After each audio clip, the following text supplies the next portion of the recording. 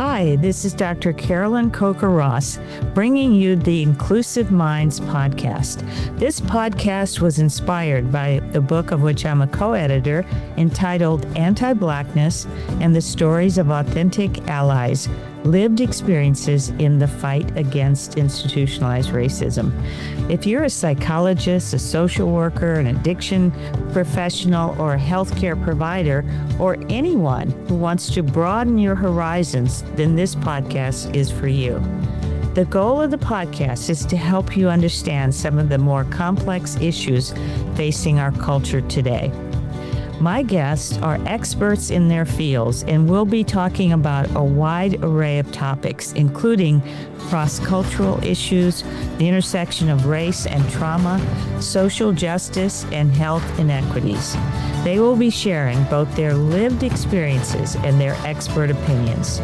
The goal is to give you a felt experience and to let you know that you're not alone in being confused by these complex issues. We want to provide nuanced information with context that will enable you to make your own decisions about these important topics. Hi, everybody. It's Dr. Carolyn Coker Ross, and welcome to Inclusive Minds podcast. Today, I have three amazing guests, and I'm going to tell you about them in just a moment. These three guests are editors of a chapter in our book, Anti-Blackness and the Story of Authentic Allies, Lived Experiences in the Fight Against Institutionalized Racism. So the name of their chapter is Systems Failure, Black Children Left Behind. And let me just tell you a little bit about them, but their full bios will be in the show notes so you can see how amazingly accomplished they are, and their chapter is incredibly interesting. I'll start with Dr. Felicia Dix Richardson. She is an associate professor at Florida A&M University with a PhD in criminology from Florida State University. Her research spans corrections, racial disparities in the justice system, educational system failures, sexual harassment, adverse childhood experiences, suicide resilience, and campus hazing. My second guest is Dr. Kadeste Youssef, who is a tenured associate professor of criminal justice and associate dean for research at Bethune-Cookman University, where she also directs the Center for Law and Social Justice. With 20 years of collegiate teaching experience, her expertise includes community police engagement, race and social justice, and performance management. She has worked with police departments, government agencies, and organizations to strengthen community relations and improve public safety, and her insights have been featured in outlets such as the Washington Post, NPR, and CBS News. Dr. Youssef has received numerous honors, including the White House Presidential Gold Volunteer Service Award and the NBA Orlando Magic Social Justice Game Changer Award. Very interesting. I want to hear more about those.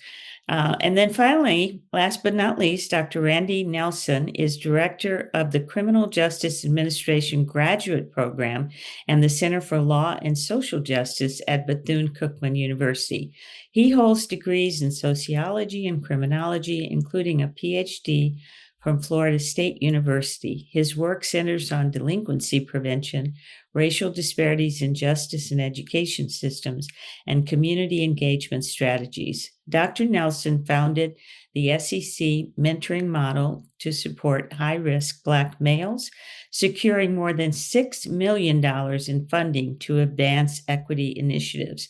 A nationally recognized consultant in community policing, he has authored over 50 publications and frequently presents on strategies to strengthen police community relations. So thank you all for being here, and I'll go on now with the questions. Your chapter focuses on the impact of anti-Black racism on the creation and continuation of the school to prison pipeline.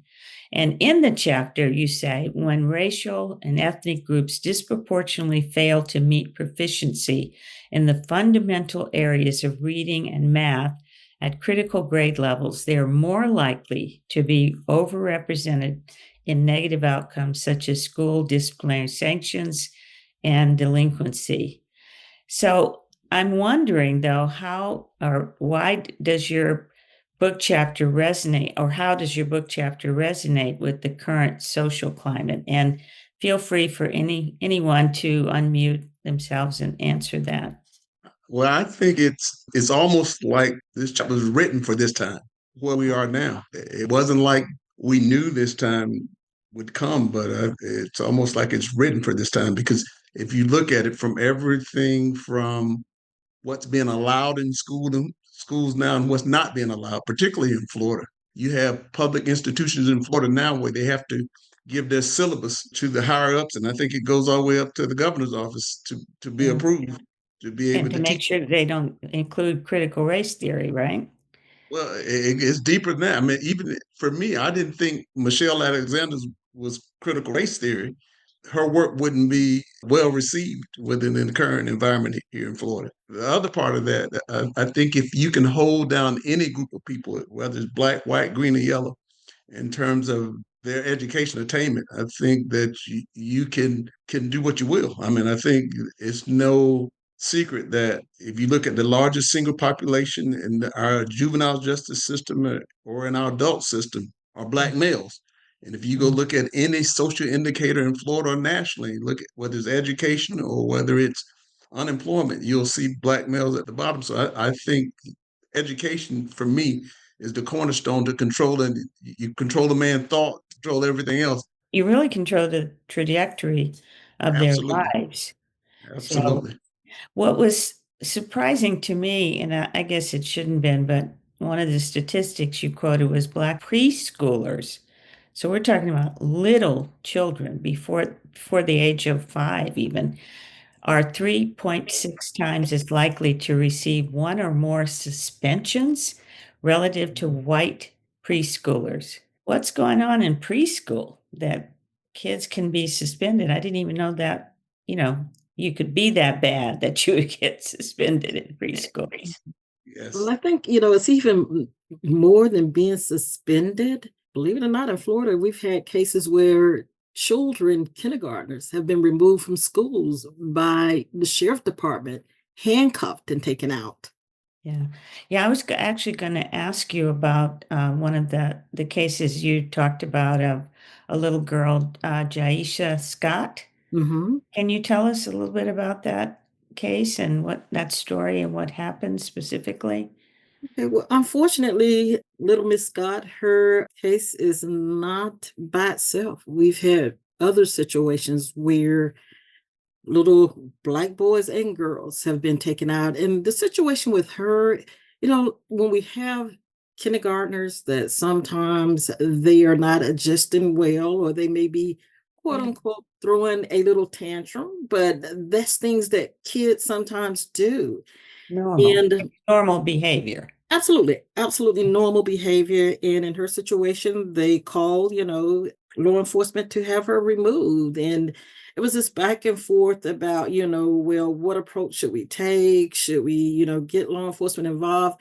But I'm sure this is a topic that we'll get into a little bit later on as you begin to bring more resource officers into the school that's supposed to make it safer, that sometimes it has just the opposite effect, that when you have law enforcement there, they may be more inclined to take things to a different level than what a teacher may have been willing to do. Yeah, and I read in your chapter that she was handcuffed Yes. and taken into the back of a police cruiser while the police tried to get the state attorney to approve her arrest on Hmm. charges of assault and battery on a school official, disruption of school function, and resisting a law enforcement officer. I mean, she's 5. Hi. How much could she be doing? I mean, she wasn't 6 feet tall or weighed 200 Mhm. pounds, I'm sure. So, what was this just an overreaching law enforcement response, or is this related to more of the biases in the school that you write about in your chapter?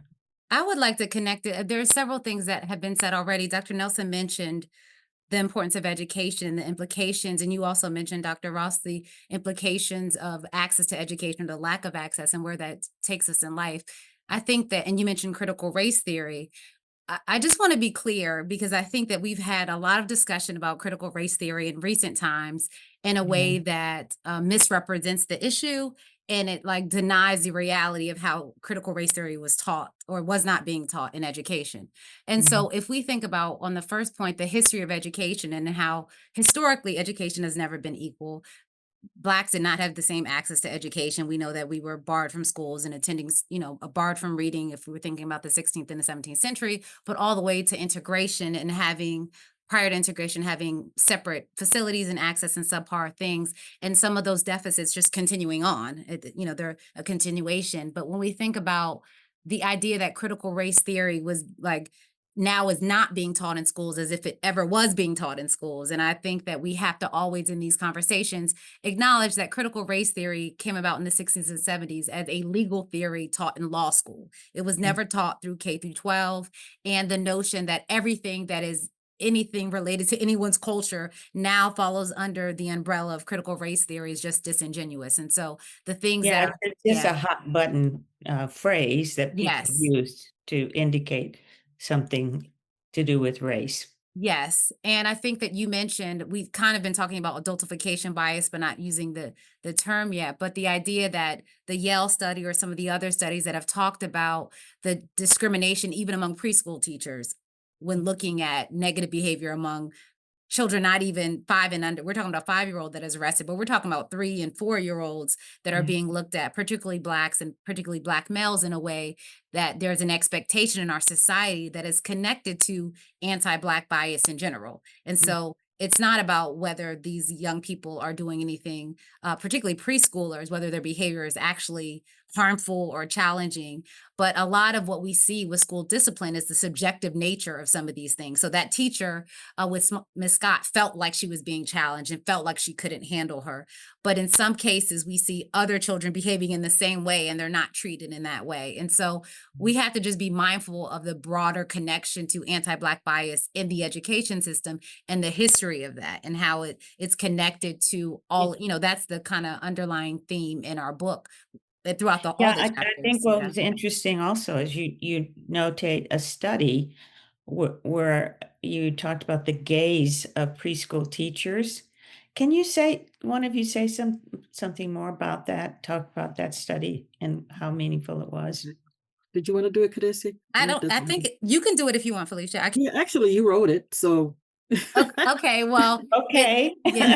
So it was a study designed. What they were assessing preschool teachers, and the pedagogy or the methodology was to suggest that like different strategies in teaching. The teachers, of course, did not know that they were being observed for what they were actually being observed for, and so they were given video clips of children who were all engaging in non-delinquent behavior. So there was no delinquent behavior at all featured in the videos. Yeah. But they tracked the length of time that teachers spent looking at particular students.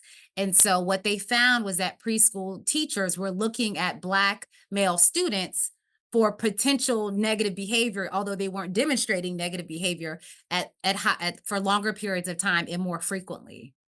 And so it showed that they were really expecting something bad to happen, even though nothing bad was happening. Yes. Okay.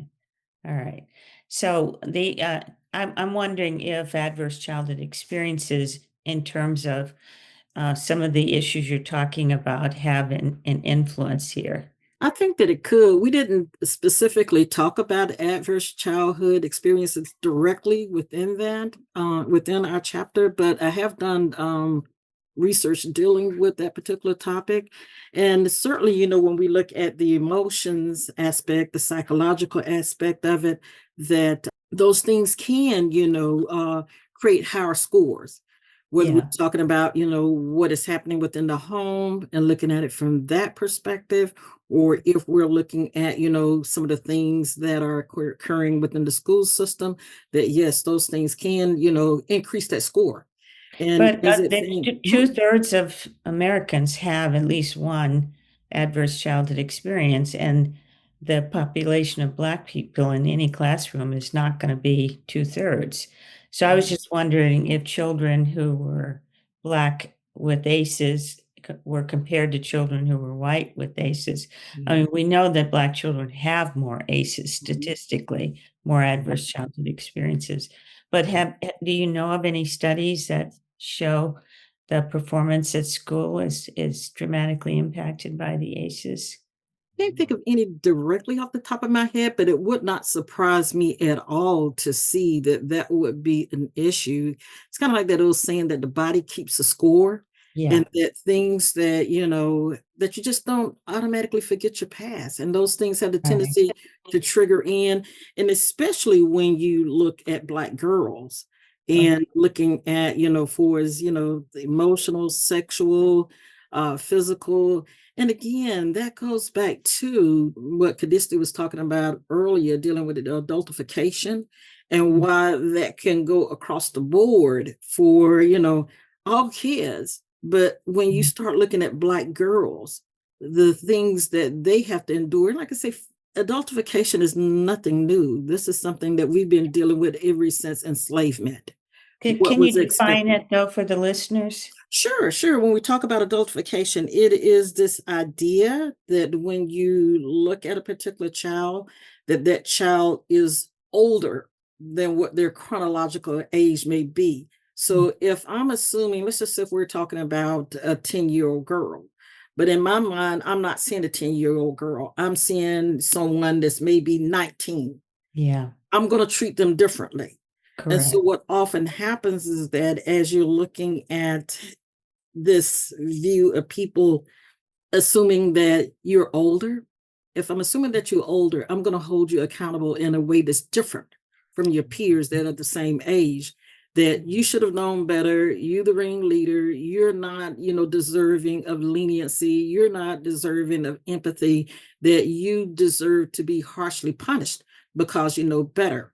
And this is often what our children experience all the time. Like Dr. Yusuf was saying earlier, was that when you was looking at the little girl, that what she was doing, probably wasn't different from what, any other kid was doing. But it's just that perception that you already get that negative stereotypical label that you're bad, you bad, you bad. And that labeling, it just kind of continues from, so you can just imagine if this happened in kindergarten. And it's already this expectation that this little girl, she was taken, by, officers. It continues to first grade, second grade, into middle school. And especially if you're talking about a small community where everybody knows everybody, she's been labeled for the rest of her life. Yeah. In your chapter, you say that Black girls are over 5 times more likely than white girls to be suspended at least once, and 7 times more likely to have multiple suspensions than white girls. 3 times more likely to receive referrals to law enforcement. So besides this concept of adultification, what are the other things that contribute to those statistics? I think it's a whole host of things. I think even, we talk about white flight. I see Black flight as well. When we typically get educated, we move away from the communities. And for me, I don't have a problem. I don't live where I was raised, but I still go back there. I still do a lot of, so I think we still have a responsibility to those communities, and we don't. So that's one. I think that we don't go back and give back. We take our best and our brightest out, and we leave everyone else there and say, we made it out, you make it out. Yeah. In addition to that, I think if you look in Florida, if you look at our schools, if you look at the low performing schools, 99.9% of them are in Black and brown communities, in poor communities. So you have that. The other aspect of that is teachers. You don't put your best teachers there. Your best teachers aren't there. So it's a repeating cycle, a perpetual cycle that's on them. So all of that ends up to where we see Black and brown kids in juvenile facilities and adult facilities. So if you're not educated and you don't have a means to live, raise a family, same thing, that cycle. And it all starts from the beginning. It starts from the zip code. Your education is determined by your zip code, the type of job you're determined by your zip code. So it's just a cycle on all sides and corners. Institutionalized racism, yes. And I think it's also, once again, those of us that know better and get out, not living up to our role and responsibility to go back and pull up and lift out. Oh, it Yeah. sometimes just seems so overwhelming, to because it is so deeply embedded, in our society. What about the zero tolerance policies? How does that come into play, Dr. Youssef? Well, I think that you think about New York and William Bratton and like the emergence or the beginning of those policies in terms of policing social and physical disorder on the street. And the idea was that if we handle these small cases, then the bigger crimes would be handled. And it's just kind of bled into our education system. And so sometimes, like in an attempt to eliminate disparities, then there's the idea that we're going to treat everybody the same. But Yeah. then there's still, loopholes in all of those processes as well, that although we have zero tolerance, it's not necessarily applied equally across the board. And so we see a growth in some of those racial disparities with these policies. And I just think when we were just talking about Black females, it's kind of like a connection to what is subjective and the social distance. So if you're talking about the development of girls' bodies and people, young girls getting dress coded, for Yeah. example, people could have the same outfit on, but if it looks different on one body type compared to another, then there's a lot of research. There's a report sounding the alarm that talks about out of Florida that talks about how girls are being sent, to the principal's office and getting suspended and expelled for clothing violations when other people that look just like them are wearing very similar clothes, but either people perceive it fitting differently on their body type. Mhm. So I think that even though we have these zero tolerance policies, that they're not applied equally in all spaces. And so it tends to increase the disparity or the detrimental effect on some groups rather than applying to the whole. So part of what you talked about is also implicit bias.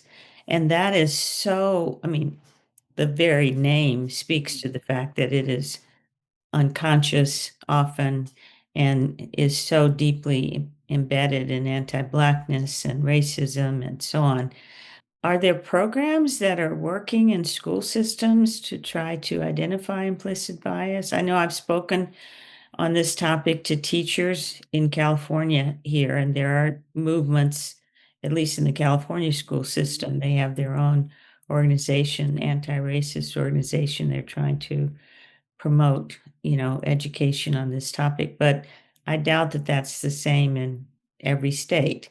I think like many things, and Dr. Nelson and Dr. Dix Richardson might want to speak to this too, but I think we have ebbs and flows in our society. Mhm. So in the summer of 2020, post George Floyd and Breonna Taylor, you had, a lot of Kelly Ibrahim's book, like you have a lot of people coming out speaking about anti-Blackness and just implicit bias. And there's more of a willingness in the temporary for our society to address racial harms and wrongdoing. And so we were having a lot more open conversations. Churches were having conversations, community groups were hosting conversations, we were doing police training in this. A lot of people were willing to say, okay, what can we do differently? And then 2 years passed and people were saying, are we still talking about this? Like, they're re-envisioning how they thought that those events happened and what they mean and whether they're still going on and why they occurred. And so I want to pass the mic to my colleagues and co-authors, but I definitely think that there tends to be an ebb and flow in our society about willingness to address racial harm and reconciliation and what we want to do about it. That's a really nice way of phrasing it, what you're saying, ebb and flow. I had many people ask me after the murder of George Floyd and Breonna Taylor, like, well, things are changing. They're really changing. And having grown up through the 60s and, all of that, I just felt like, well, let's see how long. And they were like, oh, you're so pessimistic. I'm like, no, just realistic here. So, do you have anything to add, Dr. Well, I think, part of the issue is given the climate in which we are living now, and especially for us Floridians, that the major issue is acknowledging that it exists. And sometimes some people are not even aware of what they're doing when it comes to those implicit biases, that they've lived with it their whole lives. No one has ever called them out on it. And they don't, they're not aware what they were doing. Dr. Nelson, I think you may remember, you may too also, Dr. Yusuf, the study that they had done, I think it was Miami, a newspaper out of Miami, where they went in and they were trying to survey judges and prosecutors. And when they were surveying them, and it was, this was to try to show the racial disparity that was coming out in their sentences. And when they saw the data, they didn't realize that they had been doing that. So, and I know one, there was a little video clip that had done with it as well. And I remember watching, I think it was a judge, and he was really upset about the outcome because he said, I just did not have any idea that this is what I was doing. So, I mean, if we're looking at this from the criminal justice perspective, just think about, what is happening within our school system. Absolutely. When, you're talking about from the bus driver to, the teacher to the parallel, professionals that they have in there, and all of those, ideas, beliefs that they have, and it filter into the classroom. And then you got to think about it too, when we look at our schools, who's teaching our children? Mm-hmm. And if we have people who are teaching our children that do not look, like the children that they're teaching, and then if we're talking about not having your best teachers into some of those schools that need it the most, we're certainly, setting the situation up where children will fail. And it's not necessarily because of what they're doing or their lack of intelligence. There's so many other factors that come into play. Yeah, I think America is schizophrenic. I mean, to be honest. No, we are. I mean, we can go from Barack Obama to Donald Trump. That's where we are. That's the definition of schizophrenia. We can. And for me, I think it's kind of everything to me is preservation. So when Obama was elected, white folk was like, America is equal opportunity to all. We've elected a black. But what that came with was a realization that, will there be others? Will they? I mean, they can see the data too. They're saying projecting by 2030, 2035 that it'll be majority minority. So all of those things, I think, are at play. And if I was a white person, I wouldn't want to willingly give up the privileges and everything that's bestowed upon me. I talk to my kids. The lifestyle that I lived, poor in a double wide trailer on the dirt road, they don't know that life. And if I were to take them from that life and try to put them in the life, they wouldn't want it either. So I think common humanity is, if you treat everybody and give everybody the same opportunity, then you don't have to worry about any of that. But we're not there. So they see the fact that in America, that they had privileges that they can't now pass down to their sons and their grandsons and everybody else. Self-preservation. And that's the lens I look at this, is self-preservation. Whatever they need to do to maintain power. Yeah, I get what you're saying. So for kids who struggle academically, what recommendations can be made for success, Dr. Yusuf? And as part of that, I also saw in your chapter that you talked about this program in Florida, which is the High Risk Delinquency and Dependency Educational Research Project. That's a long name, but is that the purpose of that particular project? Well, Dr. Nelson is actually the creator of a lot of those initiatives in the situational environmental circumstances mentoring model. So I'll let you speak to that. We've done a lot of work in Florida's public schools. I have 3 children in Florida's public schools as well. So we do know that there are certain things, and I'll let him talk about the model, but we do know, not just because it's not that your teacher has to look like you, but they have to understand the humanity of all people. And so if the teacher cares equally about all the children, is going to treat them, that has that has a benefit. It doesn't, obviously there are some benefits for, particularly if there are not males in the household, to have Black male teachers and things like that. I don't want to discount that, but also a good teacher of any ethnic group that cares about kids are going to have positive benefits on their education process. And so we know that having caring, invested teachers and paying teachers a quality salary and maybe additional stipends to go in some of these schools that have to be turned around, because it's a lot to be in some of these spaces. And especially because there's compounded issues. So not just educational deficits, but it might also be that we have like differently able kids mixed in with various populations, and the teachers are not having a paraprofessional. So it's just Yeah. adding a lot of stress in the classroom. And so we have to be realistic about what we're at, the same way that we ask police officers to do everything to fix our society, from getting the cat out to mass shootings. We're asking teachers to repair, be the counselor, and, be the, like, provide them healthcare, like in terms of helping them if there's hygiene issues, or if there's we're asking teachers to do so much. And it's a blessing when teachers can, but it's way more than what society Much, should yeah. expect of teachers. Dr. Nelson?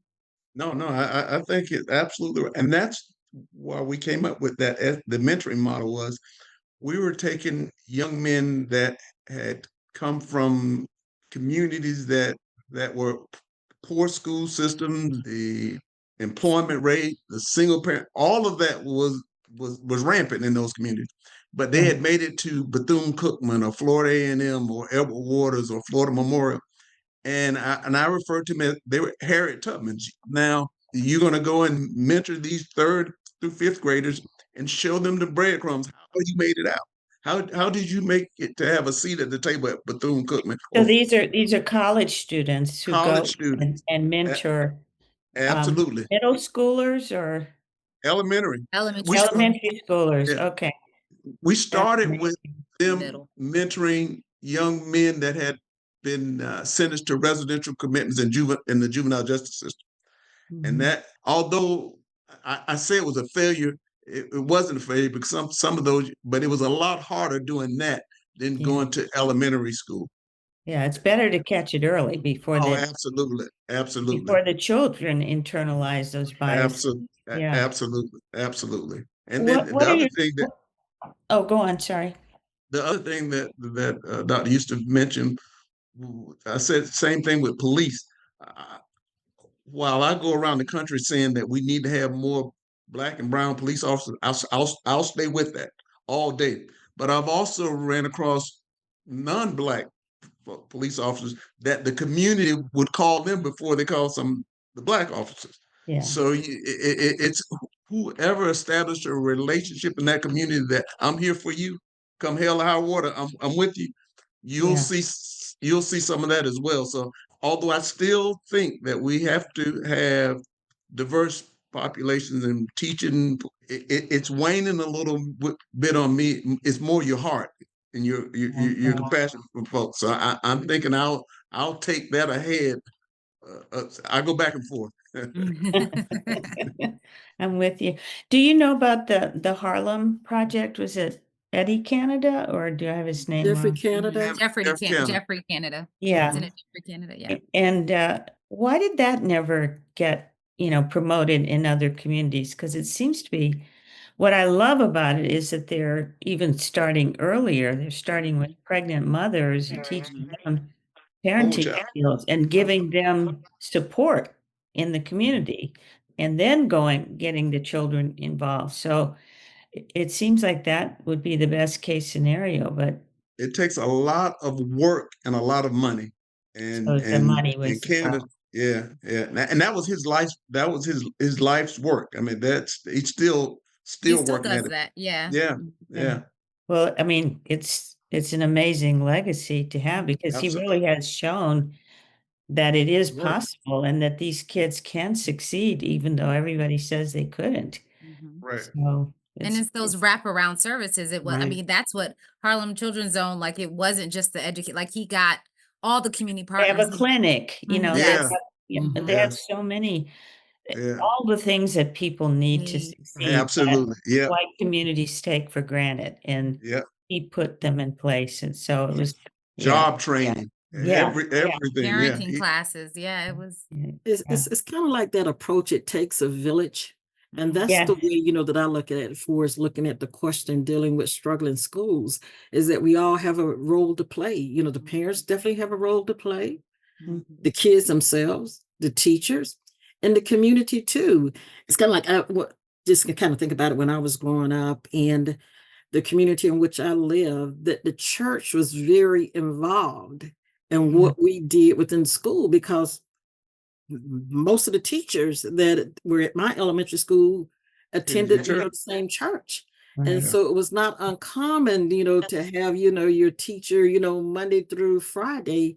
And then on, Saturdays, with youth, events, same people. And then on Sunday morning, you're seeing them for Sunday school as well. And so I think some of that, is missing from it. A researcher that I really, and he's not only a researcher, he's certainly, an educator, is Dr. Pedro Negia, I think is his last name. And he, points out about a lot of the things that we need to critically look at. And I remember one of the things that he talked about, and it just kind of stuck in my head, was about that sorting system. And what the sorting system was that you do an evaluation on a kid and you determine, okay, so this kid is, kind of A range, B range, C range. Now I think today they may use colors and numbers or whatever, but when I was in the 5th grade, they did it by alphabet. The A group meant A. The B meant that you are a B student. The C meant that you were a C student. D meant that you were a D student. They didn't have an E. And they had What happens after G then? What it happens just to went the through C A, B, C, student? D, F, just like, the normal grading. Practices. And, going back thinking about it, and looking at, the racial disparity, what kids fell in which group. And you can just imagine, that the F group, they were all Black. Yes. The A group was just 2 Blacks in that group. And I have to admit, I was in the B group. But the thing is that while that label may stuck with some kids, it didn't stick with all of them, because I know, kids that were in the F range and the D range, that they were very, very successful. Yeah. But the thing is that you're assuming that this is the best way, to teach. But all kids don't learn the same. And what educators got to learn to do is that to be a little bit more creative, bring more things into the classroom, because they don't learn all the same. And I think, Dr. Yusuf, Dr. Nelson, we can probably say, we've been doing this for a while. The way that we taught 20 years ago, you can't teach the same way today. And the same thing goes like that within, with our babies and with our young kids. And so it's just, having to have that different approach, because when you do that, like I said, it creates that labeling effect, which you don't want, to have that negative, label for the kid to continue through with. So again, I think, I know, that it takes a village. And I know even with what we do at Florida A&M University within our criminal justice department, we do have what we call a DRS, our developmental school. But there's another school that's actually closer on campus than the developmental research school. The small school had been doing well at all. But what we do when we have juvenile justice courses, that's part of the course, is that they have to go down there and mentor, that you have to go down there. Not to make it makes a big difference when the kids are not only seeing the college students coming down there on a constant basis. And my thing is, I don't ask the students to do anything that I wouldn't do myself. And so I go down there too. And they get attached to you, but you can see, that it makes a big difference when they do see that the community is really involved in what they do. And again, the thing is dealing with leadership too, that you got to have the right administrators in place. You can't have principals, like you say, that do not have a genuine care and concern about the kids. You got to have someone to have that passion. Absolutely. Yeah. Well, I understand also that the HBCUs have been leading the charge in this effort. Dr. Yusuf, can you say a little bit more about what you know about the other schools in the country that are HBCUs who are involved with this kind of effort?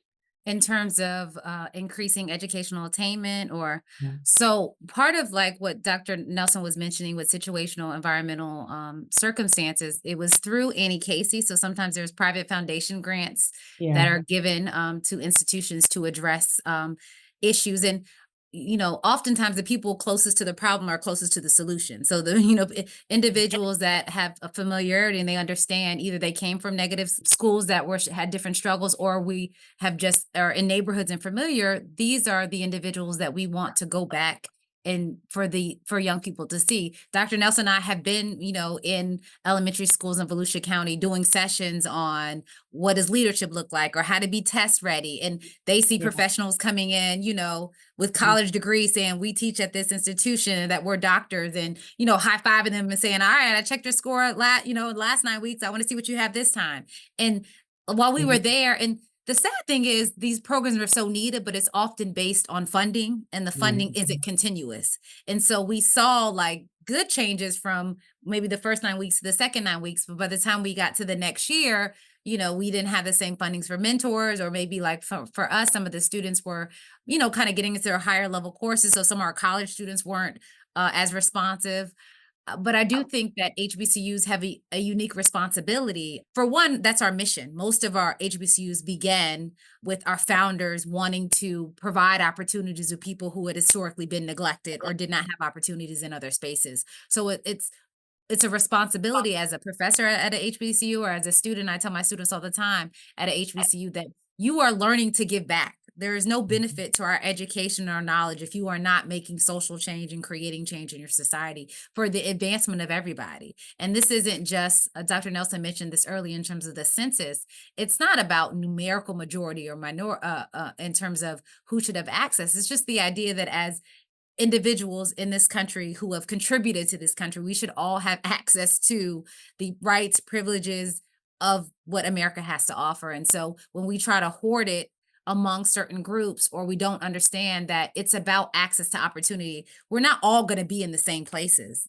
Our work ethic isn't the same, our abilities in different spaces and skills is not the same, but everyone should have the same opportunity to get to whatever, our middle class measuring rods are. And so I think that just as HBCU students and faculty, we understand the challenges of the system. We understand the role of systemic bias and oppression and things that historically have made these situations less challenging to overcome. So I think that we're uniquely positioned to address them. Awesome. And I don't think that Yusuf, like myself, going around the country to different HBCUs, it wasn't done at Cookman before we were there doing it, intentionally going in doing that. And I'm not seeing it done around the country. And I'm thinking we were paying those students like maybe $200 a month as a stipend. I think that could be done at every HBCU. But maybe because they're too busy trying to, keep their head above water. But that work that we're talking about going into communities doing with third graders going into school, that's not being done. I mean, and since we left Cookman, they're not doing it. And they're saying because the funding left, I think some of that is an investment. And once again, that was $200. We paid those kids, those students, $225. That's not a lot of money. Yeah. Not enough. And then for me, the other part of that is, once again, we talk about white flight, but that black flight left those schools. The school that Felicia's talking about, Bond Elementary, that school used to be, folk used to live, teachers and preachers used to live there and go support that community. So now they're not. So they're to fend for themselves. And then our HBCUs aren't going in to doing it. So it's a perpetual cycle. Now, some of that is, like you said, a lot of it is institutional racism, discrimination, all that. But other parts of it is that we've come out and we're doing better. We have to spend just as much time in those communities that we came out of now as we did when we were struggling to get out of there. And we're not doing that. So that's on us, whether it's Black folk that go to a PWI or Black folk that go to HBCU. We're not doing right by those communities and those schools. Well, we need to wrap up now, but it's been great talking to all of you. I just want to leave you with the final question. What gives you hope these days? So I have 3 children, 20, 17, and 15. And although everyone talks about this generation and their attention, I think that they are a generation who calls it like they see it a little more. They're more willing to, even if that's not their lived experience, they're willing to listen to someone else's in a way that I think as adults, we're in this political space of less civility. We hate everything that isn't what we understand. But I think young people being around them, and even in classrooms, like teaching, they don't, it's that same energy is not there. And so I'm hopeful when I see young people speaking to each other, looking beyond like the immediacy of some of the like what's challenging us politically and socially, but being willing, like we, calling our leaders on their stuff in a way that they're not scared to say, this isn't right. I would challenge this, like in a way that I think as different older generations, we were taught to be a little more respectful and to like find other ways to fight. And so I think I'm hopeful in that young people just have they're building a ability to speak the things that they don't appreciate. And then they're starting to develop the tenacity to try to change them and work across groups in a way that I'm hoping that is the case. I feel like that's where my hope lies with young people. And I have to agree with you, Dr. Yusuf, dealing with, looking at students. And I'm teaching a class this time, Women in Crime. And unfortunately, it's online, but they have, these discussion boards. And just to read their comments, but not only their comments, the way that they engage with each other, we have some phenomenal young folks that, a lot of times, it's, they this, they that. I see something different. I do. And then also by being an advisor over several organizations, I have to admit that it was at the end of this, during this fall semester, it was right after the elections. And I have this group, Students Demand Action, and they wanted to have a conversation about where do we go from here? And I have to admit, that we were all, I was kind of feeling a little, I don't know, can't put a word quite on it just yet. But after leaving that session with them, it was just, I felt really full on the inside, kind of like, going to church and you heard, the word and it was real good. Yeah, but uplifted. That I got that inspiration from young folks that's like 40 years younger than myself. And I remember, even before I got home, I got on the phone and I start calling some of my colleagues and I was telling them about, how inspired I was. I said, you know what? I say, I feel optimistic. I think there's hope. From what I heard in that classroom tonight, I think there's hope. That's awesome. Yeah. So He's not agreeing. I guess since I've retired from teaching, my hope is in that God will never leave us or forsake us, because I don't get to see that what they're seeing now. Most of my work is in the community, and I have two boys that I love more than life itself, and both of them are smart. But if something shakes them, they fail on something, they're on their knees. They don't get up and fight like we did. There's this younger generation don't have to fight. And what concerns me is the way society is today. I don't see it getting any better. This is just straight fight. This isn't for the weary. So but maybe they'll find a different way to fight. I hope it is my hope. It is my hope. And maybe, like I said, when I was at Cookman and at FAMU, and I would meet students, and there's some to this day that are doing very well. But I'm not seeing it. Maybe I got to get back. I got to surround myself with some young folks. I'm not seeing it. You can come back. I'll invite you over. Need to go visit your colleagues and get back in it. Yeah. All right. Well, thank you, all three of you. It's been a pleasure to have you on the podcast, and I wish you all the best in your career and your retirement, which I'm not sure you're going to stay retired for long. Just different type of work now. That's it. That's it. All right. Bye-bye. Well, bless you. Thank you. Thank you for having us. Thank you. Thank you for the invitation. Thanks for listening. Please subscribe to the Inclusive Minds podcast so we can let you know when the next great guest comes on. The link to subscribe is in the caption below.